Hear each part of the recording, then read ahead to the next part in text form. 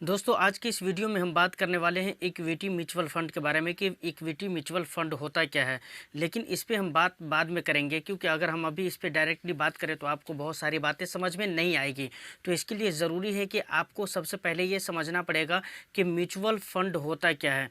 दोस्तों अगर आप डिटेल्स में समझना चाहते हैं तो इस वीडियो के डिस्क्रिप्शन में मैंने लिंक रख दिया है, आप वहाँ से क्लिक करके पूरे फुल वीडियो को वॉच कर सकते हैं।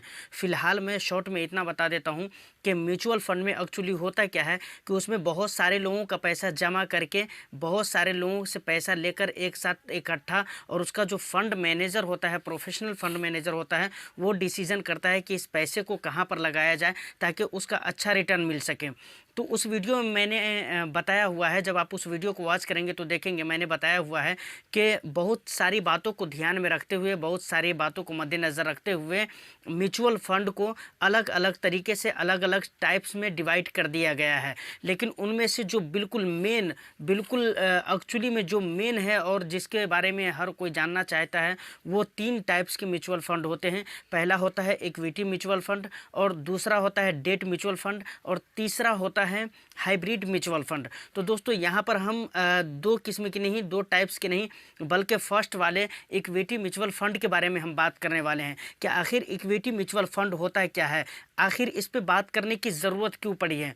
क्योंकि वक्त के साथ साथ जैसे वक्त बढ़ता जा रहा है, वक्त के साथ साथ देर से ही सही, लेकिन इक्विटी म्यूचुअल फंड की डिमांड मार्केट में बढ़ता जा रहा है, और बहुत सारे लोग अपने पैसे को इक्विटी म्यूचुअल फंड में इन्वेस्ट करना चाह रहे हैं। इसके पीछे का सबसे बड़ा रीज़न ये है कि इसमें रिटर्न बहुत अच्छा है। तो दोस्तों आज कंप्लीटली इसके बारे में हम बताएंगे कि आखिर इक्विटी म्यूचुअल फंड कहते किसको हैं, इक्विटी म्यूचुअल फंड में कितना रिटर्न है, इक्विटी म्यूचुअल फंड में कितना रिस्क आपको कवर करने पड़ेंगे, और उसके बाद इक्विटी म्यूचुअल फंड में किन लोगों को निवेश करना चाहिए, किन लोगों को निवेश नहीं करना चाहिए। उसके बाद लास्ट में मैं आपको ये भी बताऊंगा कि इक्विटी म्यूचुअल फंड के कितने टाइप्स होते हैं। सारे कुछ मैं आज डिटेल में एक्सप्लेन करने वाला हूं कि आज की वीडियो देखने के बाद आपको फिर कभी ये चीज़ सर्च करने की ज़रूरत नहीं पड़ेगी कि इक्विटी म्यूचुअल फंड क्या होते हैं, उनके टाइप्स क्या है, वो काम कैसे करते हैं, उनके बेनिफिट्स क्या है, वो किन लोगों के लिए बेहतर है, किन लोगों के लिए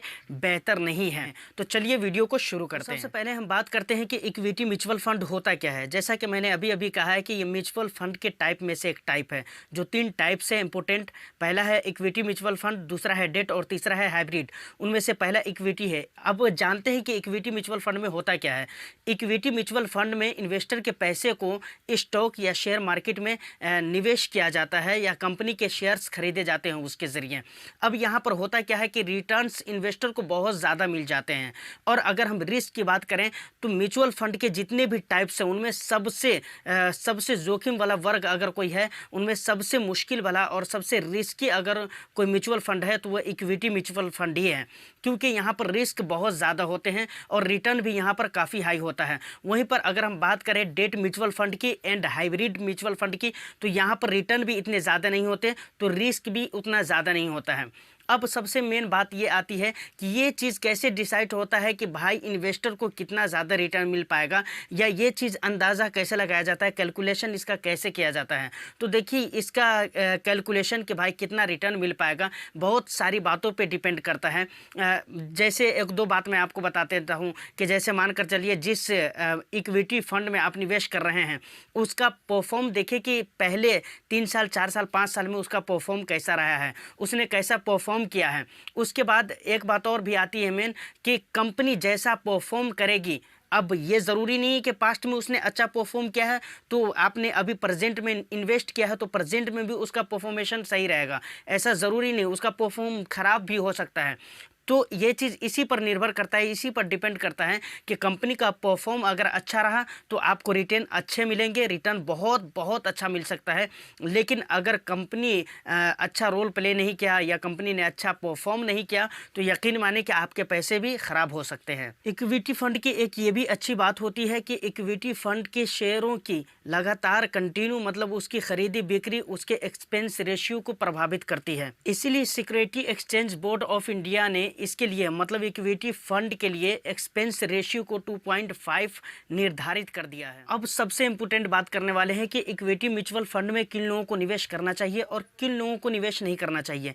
बाय द वे, अगर आप एक्साइटेड हैं इक्विटी म्यूचुअल फंड में निवेश करने के लिए तो अब आपके लिए ये बात बहुत ही केयरफुली सुनने वाली है, क्योंकि इक्विटी म्यूचुअल फंड में अगर बंदा चाहे कि हम निवेश कर दें तो सबसे पहले अगर आप निवेश करना चाहते हैं या ए जेड कोई भी निवेश करना चाहता है तो उसे देखना चाहिए। मान कर चलिए कि आप निवेश करना चाहें तो आपको ये देखना चाहिए कि आप उसमें किस पैसे को निवेश कर रहे हैं। मतलब कहने का ये है कि आप अगर घर के जिम्मेदार व्यक्ति है और आप उन पैसों को निवेश कर रहे हैं जो आप अपने बच्चों के एजुकेशन के लिए रखा है, एजुकेशन फंड बना कर रखा है, या अपने बच्चों की शादी ब्याह के लिए रखा है, या इमरजेंसी फंड के लिए रखा है, अगर ऐसे पैसे को आप निवेश करना चाहते हैं इक्विटी म्यूचुअल फंड में तो मैं कभी भी इसके लिए सलाह नहीं दूंगा कि आप इक्विटी म्यूचुअल फंड में इसको निवेश करें।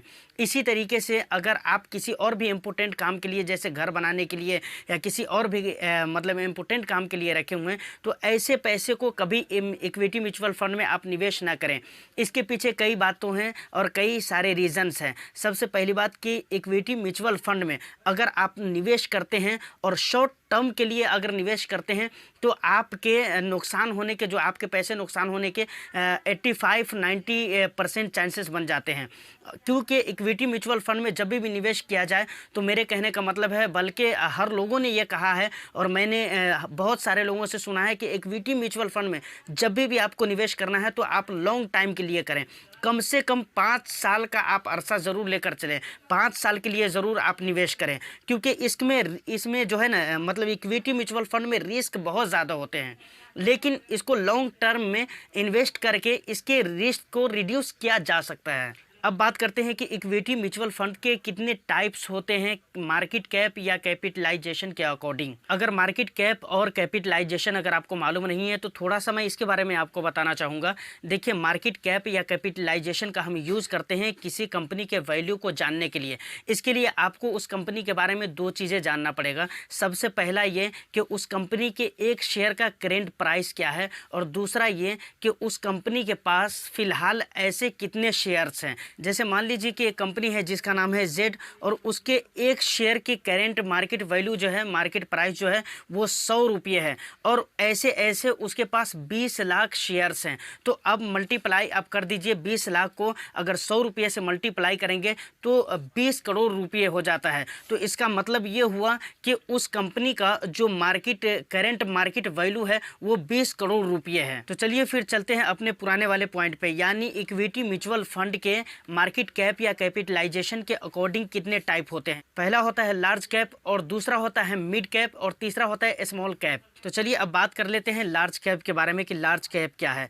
देखिए, लार्ज कैप इन्वेस्ट करता है टॉप 100 कंपनी में मार्केट कैप या कैपिटलाइजेशन के अकॉर्डिंग उसके आधार पर, और ये कंपनी काफ़ी मजबूत होती है, फाइनेंशियली बहुत ज़्यादा एस्टेब्लिश होती है, और लार्ज कैप फंड अपने एसेट का कम से कम 80% इन्हीं कंपनियों यानी इन्हीं टॉप 100 कंपनियों के शेयर्स या फिर इक्विटी में निवेश करता है। तो ये फंड उन लोगों के लिए बहुत ही बेहतर है जो इक्विटी फंड में निवेश तो करना चाहते हैं लेकिन रिस्क नहीं लेना चाहते हैं। तो इक्विटी फंड में उनका इन्वेस्टमेंट भी हो जाएगा और उनके साथ रिस्क वाला मामला भी नहीं रहेगा। अब बात कर लेते हैं मिड कैप के बारे में। तो मिड कैप इन्वेस्ट करता है मीडियम कंपनियों में, जिसे मार्केट कैप के आधार पर रखा जाता है 101 से लेकर 251 के बीच में। ये कंपनी अपने एसेट का 65% हिस्सा इन्हीं मतलब कंपनियों के इक्विटी और शेयर्स में मतलब इन्वेस्ट कर देती है। तो यहाँ पर अगर हम रिटर्न की बात करें तो यहाँ पर इन्वेस्ट करना आपको बहुत ज़्यादा रिटर्न दिला सकता है, लेकिन रिस्क की अगर बात करें तो रिस्क भी बहुत ज़्यादा होती है। दोस्तों, अब बात कर लेते हैं स्मॉल कैप के बारे में। तो स्मॉल कैप इन्वेस्ट करता है स्मॉल स्केल कंपनियों में,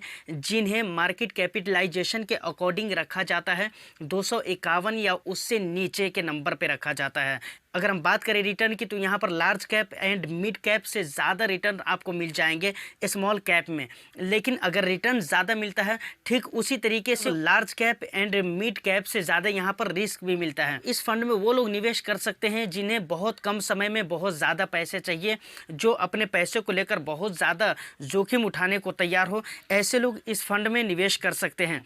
तो दोस्तों ये था म्यूचुअल फंड और इक्विटी फंड के बारे में डिटेल्स। दोस्तों उम्मीद करता हूँ कि वीडियो आपको अच्छी लगी है। वीडियो अगर अच्छी लगी है तो वीडियो को लाइक एंड शेयर कर दीजिए, चैनल को सब्सक्राइब कर लीजिए इसी तरह की इंटरेस्टिंग वीडियो देखने के लिए।